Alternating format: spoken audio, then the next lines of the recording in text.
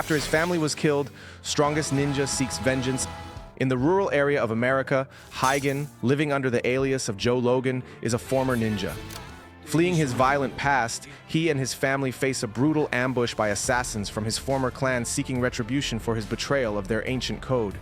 Thought to be dead, Joe takes revenge as Ninja Kamui, blending ancient ninja skills with 21st century prowess. Now, he battles trained assassins, combat cyborgs, and rival ninjas in a quest for vengeance against the very clan that shaped him. Now that's kinda like a ninja John Wick. Before we go on, please remember to subscribe to our channel, like this video, comment your thoughts, and keep watching our other videos. Let's get going. The story begins with a man running desperately and cowering in fear. He hits a dead end and his ninja pursuers show up and he says, "How did you know it was me?" Being attacked from all sides, he fights fiercely. However, he gets caught by the leader with weird-looking hair and brutally beheads him. A device shows he's a target and has already been terminated. The scene changes with Joe Logan on a farm, who eats corn and heads home on his truck. While working on his bike as the sun sets, a person appears from his back. Caught by surprise, he shouted, "Who's there?" It appears to be his son, Kyle, wearing an Oni mask. Joe's wife arrives and they chat. In the house, his wife is worried about the news about a brutal murder. She looks scared and asks Joe, "Do you think it could be?" Their son then says it might be the Oni. Joe brings his son to bed, who rebuts he is not sleepy yet, but Joe says it is already past his bedtime and won't be getting a birthday present if he does not behave. Later, the couple continues talking about the news, and Sarah worries about their safety, that it might be the Reaper's doing and that they'll be found. Joe tells her it is not the Reaper's doing as it works alone, noting that they're safe and that no one will come for them. We then see Joe's family enjoying their days and living their life peacefully at the farm. A few days later, the news shows the masked killers strike again and kill 3 more people. We see the tension in the air. Kyle's birthday arrives with Joe burning the steak and Sarah boasting she should have handled it. Joe plays his guitar and sings with flashbacks of their happy times, leaving warmth in the air. One night, after hearing noises outside, Joe gets out of bed and tells Sarah to stay put and not worry. He then goes downstairs. Black ninjas jump through the window. Joe fights back and pushes them back. Upon hearing his son scream, he pauses and knocks down a ninja.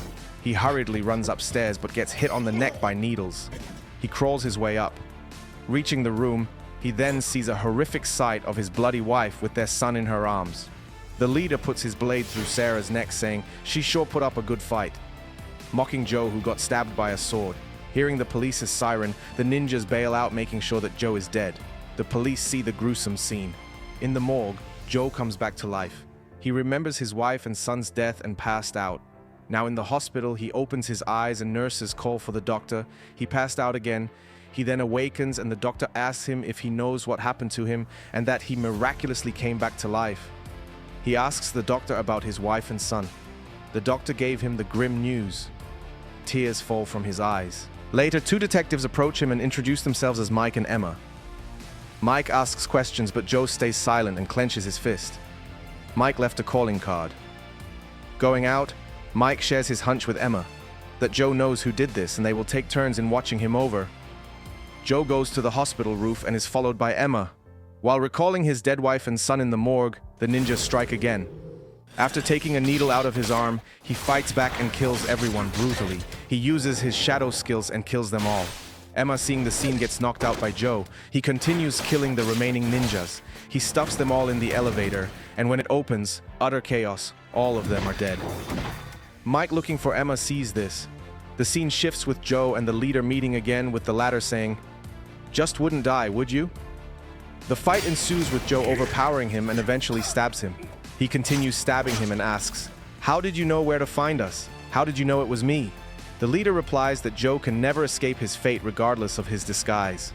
Joe shows his real face and kills the leader. He then visits his family in the morgue and kneels down in agony. Joe goes back to his house and breaks a wall. He takes out a chest with items from his past life. He looks at his family photo, remembering their good times. He burns down the house and wears a half mask. We see a gaze of a predator. That's our recap for today. Thank you for watching. Remember to subscribe, like, and enable the notification bell. Keep watching our other videos.